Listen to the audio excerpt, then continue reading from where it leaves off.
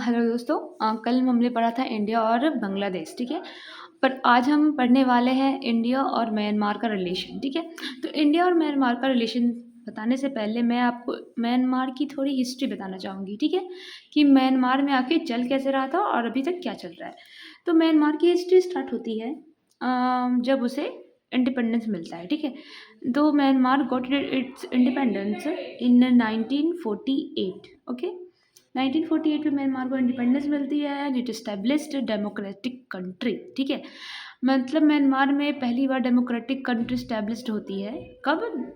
जब वो इंडिपेंडेंस होता है, वो इंडिपेंडेंट हो गया है, इंडिपेंडेंसी से मिल गई है और उसने इस्टेब्लिश क्या कर दिया है? Democracy, okay. यानी ये डेमोक्रेटिक कंट्री बन गया है 1948 के बाद हम आएंगे 1951।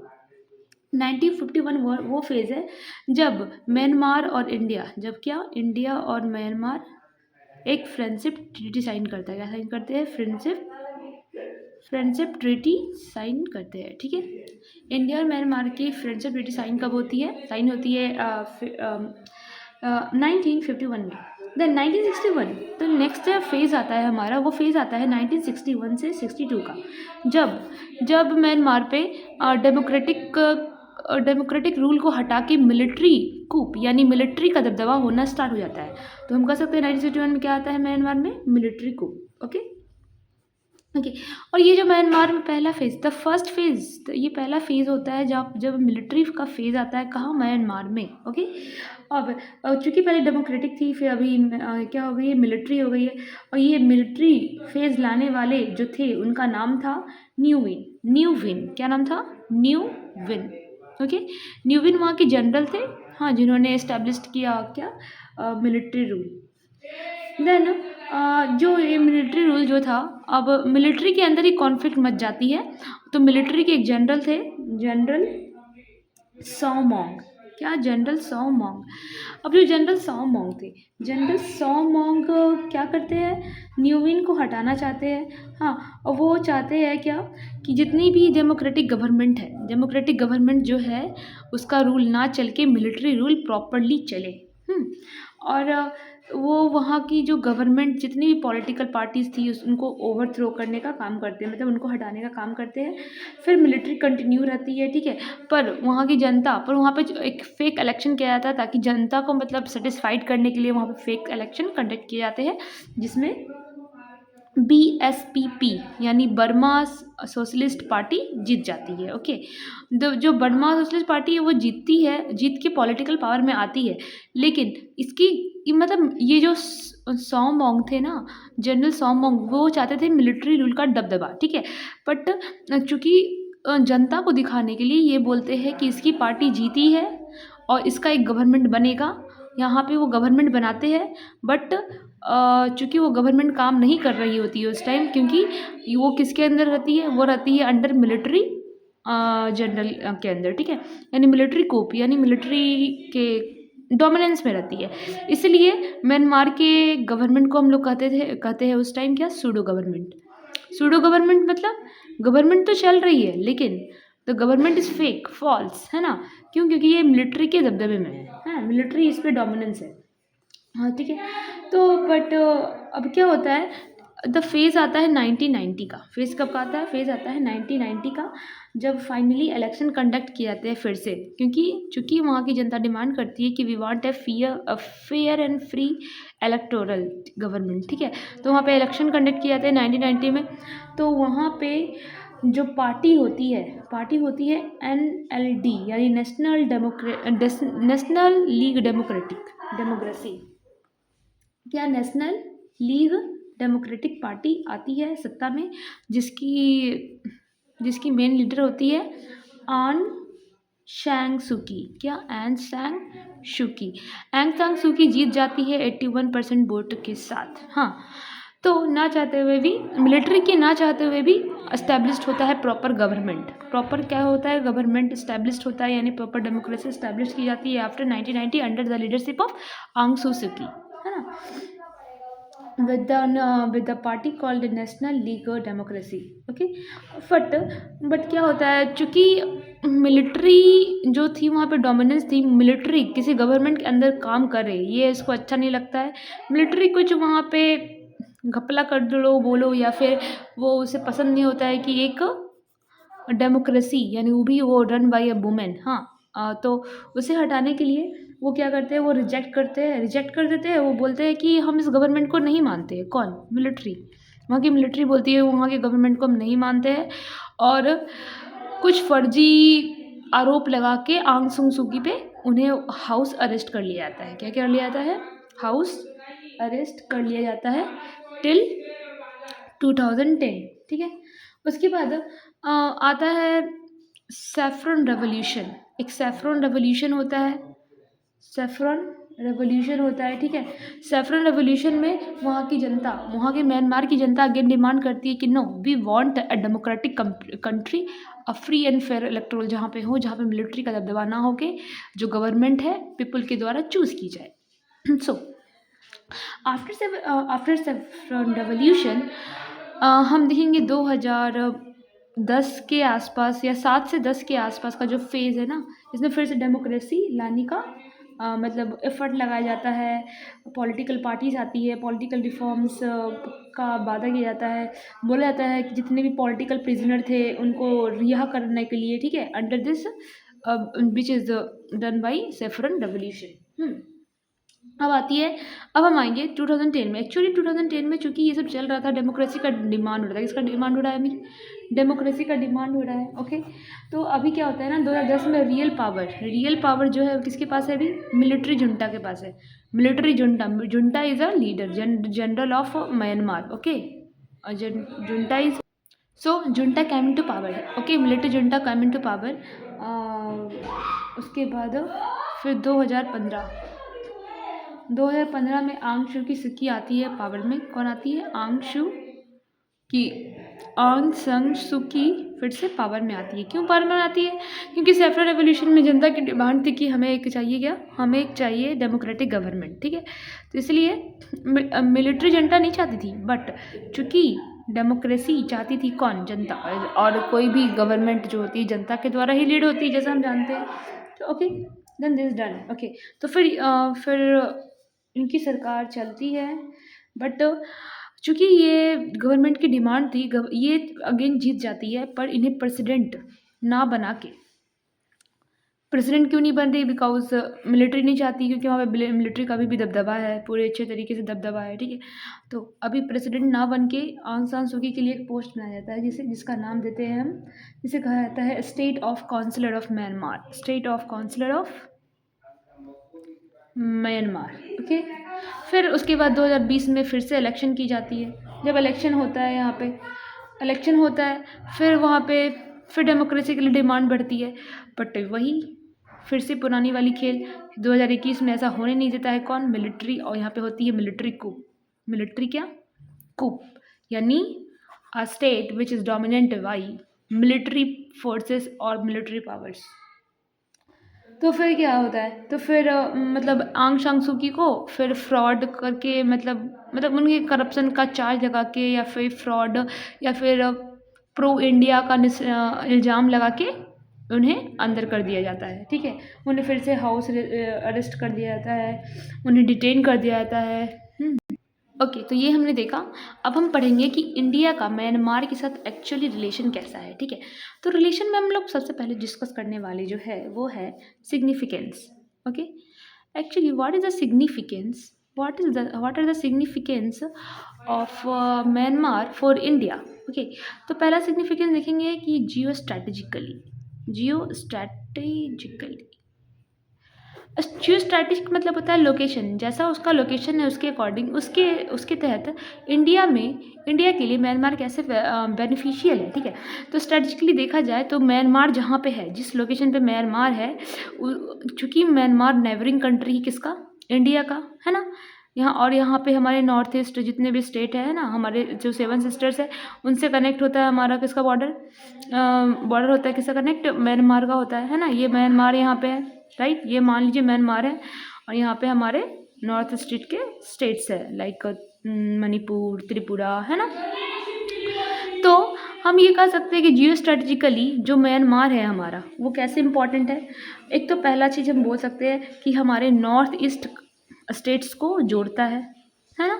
नॉर्थ ईस्ट स्टेट को, क्योंकि हमें पता है कि इंडिया अगर नॉर्थ स्टेट में जाना चाहता है, अगर इंडिया नॉर्थ ईस्टर्न स्टेट में जाना चाहता है तो उसके पास एक ही रूट है, बस सिलीगुड़ी वाला स्टेट रूट है ना, जिसको हम लोग चिकन नेक भी कहते हैं, है ना। अगर आप नहीं जानते हैं तो मैं इसे आगे बताऊंगी अच्छे से, ठीक है। This is called chicken neck. तो इसके लिए तो नॉर्थ ईस्ट को कनेक्ट करने के लिए इंडिया को कोई तो रास्ता चाहिए, जैसे एग्जांपल में थ्रू बांग्लादेश और through Myanmar. So Myanmar play important role in here, okay. And other geo strategically importance is Asian.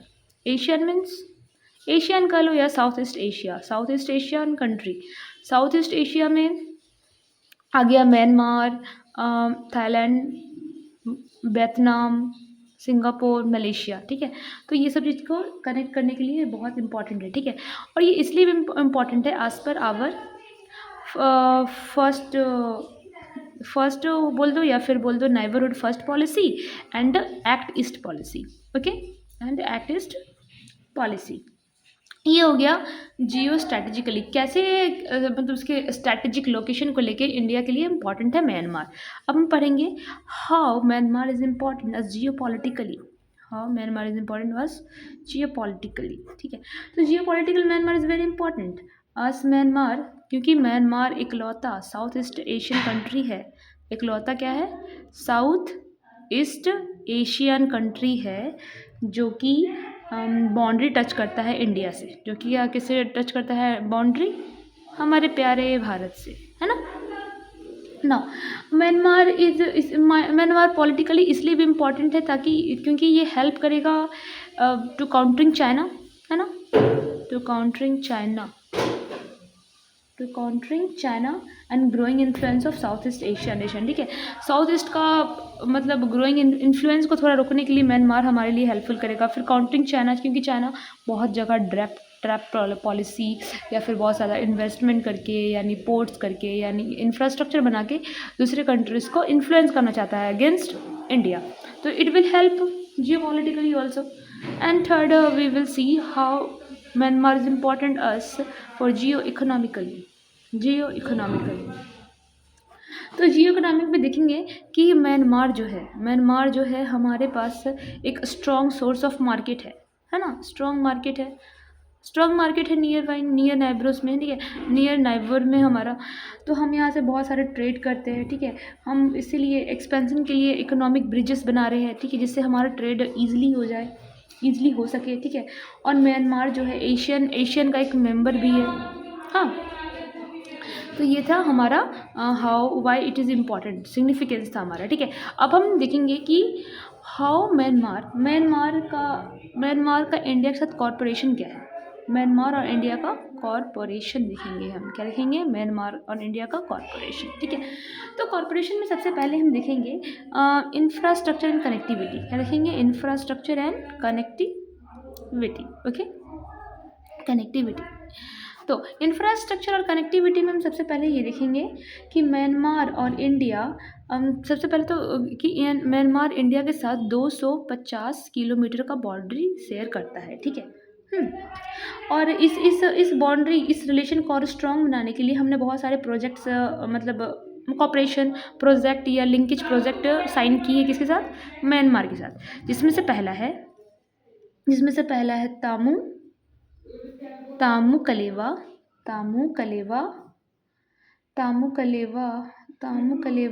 कलन्यू highway. क्या है? तामू कलेवा कलन्यू हाईवेज, ओके। ये जो तामू कलेवा कलन्यू हाईवे है, तो ये जो हमने क्या बोला? हमने बोला कि ये जो तामू कलेवा कलेम्या हाईवे है, ये म्यांमार और इंडिया के फ्रेंडशिप को डोनेट करते हुए एक हाईवे प्रोजेक्ट है, ओके। हाँ, एक हाईवे रोड बोल सकते हैं। अब ये बहुत अच्छी खूबसूरत सी बात है कि हम म्यांमार को जा सकते हैं बाय रोडवेज, ठीक है। तो रोडवेज का रास्ता इसी से निकलता है, तामू कलेवा सॉरी तामू कलेवा कलेमियो हाईवे से। दूसरा जो इंफ्रास्ट्रक्चर प्रोजेक्ट है वो है हमारा Kaladan multi modal project. What? Kaladan multi modal transit transport. Okay, तो ये है क्या? तो ये जो कालादान मल्टी मॉडल प्रोजेक्ट है, या फिर कह लो कि Kaladan multi modal transit transport, ये लिंक करता है कोलकाता को, ये जोड़ता है कोलकाता को, इंडिया में कोलकाता से सितवे पोर्ट ऑफ म्यांमार, यानी कोलकाता से सितवे पोर्ट को जोड़ने का काम कौन कर रहा है? कालादान प्रोजेक्ट। कालादान क्या कह सकते हैं? Kaladan multi modal transport transport linkage, ठीक है, ये भी कर सकते हैं। तो ये क्या करेगा? ये हम कालादान, देखिए एक्चुअली क्या है, म्यांमार में कालादान रिवर है, ठीक है, उसी के नाम पे ये रखाया गया कालादान प्रोजेक्ट। इंफ्रास्ट्रक्चर में जो तीसरा है हमारा वो है इंडिया म्यांमार थाईलैंड हाईवे। क्या है? इंडिया म्यांमार थाईलैंड हाईवे, ठीक है, ये हमारा तीसरा कनेक्टिव लिंकेज है, इंडिया म्यांमार थाईलैंड हाईवे, जो कि हम तीनों कंट्री को जोड़ता है टू आशियान। किसको जोड़ता है? आशियान से। ओके, नाउ ये था हमारा इंफ्रास्ट्रक्चर कनेक्टिविटी में। अब हम देखेंगे ट्रेड और इकोनॉमी में हमारा पार्टनरशिप यानी हमारे कॉपरेशन क्या है? ट्रेड एंड इकोनॉमी में ट्रेड और इकोनॉमी में हम पहले देखेंगे कि हम ट्रेड और इकोनॉमी के लिए इंडिया और म्यांमार सेटअप करता है 2003 में। कब? 2003 में एक जॉइंट ट्रेड कमेटी। 2003 में इंडिया और म्यांमार एक क्या बनाता है? जॉइंट ट्रेड कमेटी, जहाँ पे ये बोली जाती है कि जितने भी ट्रेड होंगे म्यांमार का और इंडिया के बीच में सब इसी कमेटी के थ्रू डिस्कस किए जाएंगे, ठीक है। हाँ, बायलैटरल ट्रेड कमेटी आप कर सकते हो इसे, इंडिया और म्यांमार का, ठीक है। और यहाँ पे बॉर्डर एग्रीमेंट जो कि साइन हुआ था 1994 में, ठीक है, वो ऑपरेशनल है, ठीक है, अभी भी। तो ट्रेड के लिए हम क्या क्या बोलते हैं? ट्रेड के लिए हमारे पास है मोहरे तामू। मोहरे मतलब मणिपुर, और तामू जो एरिया है वो म्यांमार में है, तो मोहरे तामू बोल सकते हैं। जो ट्रेड लिंक है, जिससे बहुत सारे ट्रेड का आदान प्रदान होता है किस में? इंडिया और म्यांमार के बीच में। तो मोहरे तामू के बाद है जोगतार राई। क्या है? जोगतार राई। तो जोगतार राई इज ऑल्सो ट्रेड रूट बोल सकते हैं, जहाँ से हम लेन देन करते हैं सारी चीज़ों का, ठीक है। नेक्स्ट, और ट्रेड के बाद हम देखेंगे कि थर्ड में ह्यूमैनिटेरियन असिस्टेंस, ठीक है। चलो, अभी हमने क्या देखा?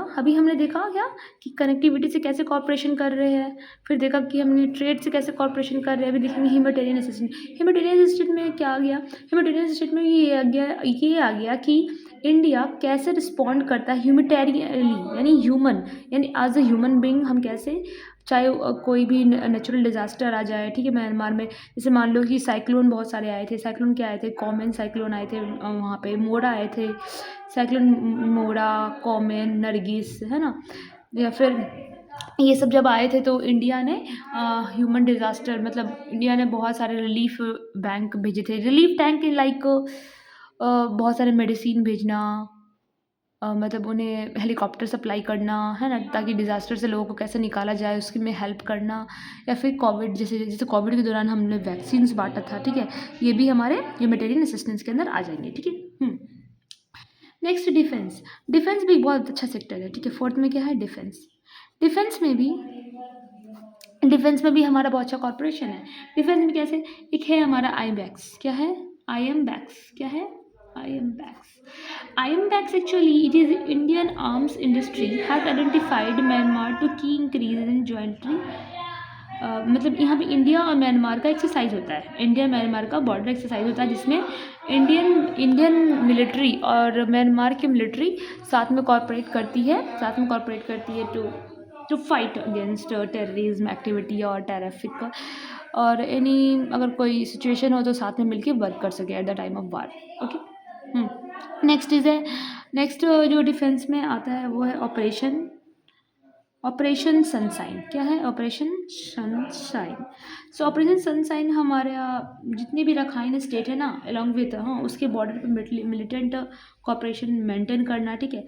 इसके अलावा अगर हम देखें तो रीजनल और भी बहुत सारे चीज़ है, जैसे एग्जाम्पल में कल्चरल टू कल्चरल टाई हो गया, पीपल टू पीपल टाई हो सकता है, या फिर हम बहुत सारे रीजनल कॉपरेशन को शेयर करते हैं, जैसे एग्जाम्पल में बिम्स्टेक हो गया, MGC हो गया, शार्क हो गया, एशियान हो गया।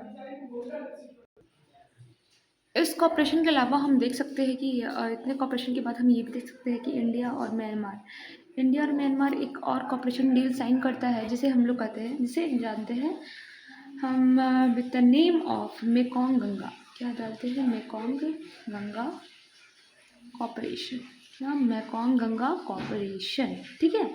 हाँ, जो कि हमें कनेक्टिविटी प्रोवाइड करता है, और अच्छी कनेक्टिविटी प्रोवाइड करता है between both of Myanmar and India. Okay, तो यहाँ तक हमने देखा। उसके बाद हम देखेंगे कि अब इंडिया और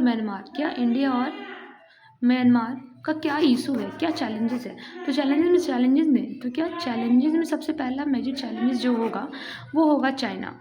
ऑब्वियसली चाइना हर जगह खतरा ही बना हुआ है, चाहे बांग्लादेश हो, इंडिया हो, या नेपाल या श्रीलंका। तो चाइना फैक्टर इज मेन कारण। क्यों? क्योंकि वो स्ट्रेटेजिकली बोले तो he make part of Myanmar under its Pills of String project। Pills of string क्या है? जिसमें वो इंडिया को घेरना चाह रहा है, ठीक है। हाँ, with different major ports in different countries, ठीक है। इसमें से एक कौन है? म्यांमार भी है, ठीक है। ये हो गया पहला प्रॉब्लम। दूसरा प्रॉब्लम है कि पॉलिटिकल इन्फ्लुएंस। क्या दूसरा चैलेंज है? Political interference. चूँकि हम देखेंगे कि मतलब चाइना जो है वो म्यांमार के पॉलिटिक्स में इंटरफेयर करता है। हाँ, जो वो रेस करता है, जो तो म्यांमार को पॉलिटिकली मैशनरीज प्रोवाइड करता है। चाइना ट्राई करता है म्यांमार को कंट्रोल करने के लिए, या फिर जितनी भी मिलिट्री कूप हुई है, ऐसा अनुमान लगाया जाता है कि मिलिट्री कूप के पीछे भी कहीं ना कहीं चाइना का हाथ था। Next is third challenge is trade dependency.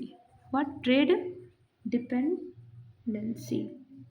Okay, in trade dependency में हम क्या देखेंगे कि चाइना बहुत ज़्यादा इंडिया से भी बहुत ज़्यादा जो डिपेंडेंसी है, किसका? म्यांमार का। हाँ, वो किस पे है? चाइना पे है, ठीक है। ट्रेड डिपेंडेंसी में भी चाइना बहुत बड़ा रोल है प्ले करता है, क्योंकि चाइना बहुत ज़्यादा एक्सपोर्ट करता है, बहुत ज़्यादा लार्जर हैवी इन्वेस्टमेंट करता है म्यांमार में। और दूसरा चैलेंज, और एक बड़ा चैलेंज हो जाएगा मिलिट्री को, क्योंकि चूँकि वहाँ पे म्यांमार की जनता चाहती है कि वहाँ पे क्या आए? डेमोक्रेसी आए, पर because of military dominant it is seems like impossible. हाँ, बट फिर भी हम मिलिट्री को के साथ इंडिया एक हम्बल रिलेशन ट्राई करता है बिगिनिंग का, ठीक है, ताकि थोड़ा मोड़ा वहाँ का रिलेशन सुधरे, है ना, और थोड़ा एंगेजमेंट बने। ओके, और चूँकि हम जानते हैं कि रोड टू डेमोक्रेसी म्यांमार में तो चाहिए भाई, म्यांमार में डेमोक्रेसी चाहिए, बट ये मिलिट्री के कारण यहाँ पे मिलिट्री जनरल है जिसका नाम है तमताओ। जिनका नाम क्या है? तमताओ जो है वो इसके लिए जिम्मेदार है, बिकॉज दिस अप्रोच जो डेमोक्रेटिक रिफॉर्म्स वो नहीं चाहते लाए, और वो जो कहीं ना कहीं म्यांमार में स्टेबिलिटी मिलिट्री के तहत ही चाहते हैं। ओके, ये हो गया। तो अब हम इसमें देखेंगे कि वे फॉरवर्ड क्या हो सकता है। वे फॉरवर्ड क्या हमें करना चाहिए इंडिया और म्यांमार के रिलेशन को अच्छे करने के लिए? तो प्रिजर्विंग ट्रस्ट, ठीक है। सबसे पहले हम क्या करेंगे? हमें ट्रस्ट प्रिजर्व करना चाहिए। प्रिजर्व करना क्या है? कि ट्रस्ट करना है। कैसे ट्रस्ट करना है प्रिजर्व?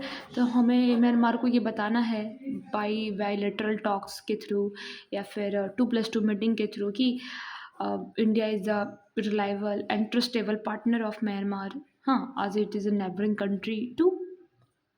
एंड ये भी कि जो म्यांमार है इंडिया से बहुत सारे हेल्प भी करता है, जैसे ह्यूमैनिटेरियन असिस्टेंस ले लो, या फिर ये सब चीज़ें हम कह सकते हैं, ठीक है। नेक्स्ट और सबसे बड़ी इंपॉर्टेंट चीज़ कि इंडिया एक डेमोक्रेटिक कंट्री भी है। नेक्स्ट इज़ इंटरनेशनल कोऑर्डिनेशन के तहत देखें तो जो इंडिया है वो कोऑर्डिनेट करना चाहता है इंटरनेशनली म्यांमार में, try to democracy and international coordination के थ्रू हम म्यांमार में इंटरनेशनल कोऑर्डिनेशन के थ्रू हम म्यांमार में स्टेबिलिटी क्रिएट करवा सकते हैं बाय स्टेब्लिशिंग डेमोक्रेसी, हाँ, with support of ASEAN and Japan like country. Okay, और हम वे फॉरवर्ड में अपने बुद्धिज़्म के थ्रू या अपने सॉफ्ट पावर के थ्रू, है ना, अपने रिलेशन को और भी ज़्यादा सिक्योर एडवांस कर सकते हैं, यानी और भी ज़्यादा स्ट्रॉन्ग कर सकते हैं।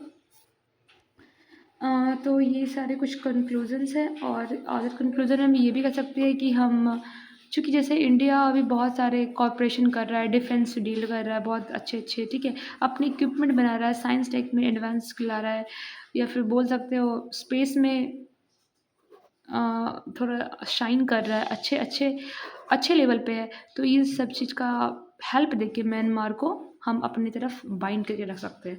तो ये थे हमारे इंडिया एंड म्यांमार के relation. I hope you like it. आगे हम देखते हैं नेक्स्ट कि हम क्या पढ़ते हैं। ओके, तब तक के लिए थैंक यू।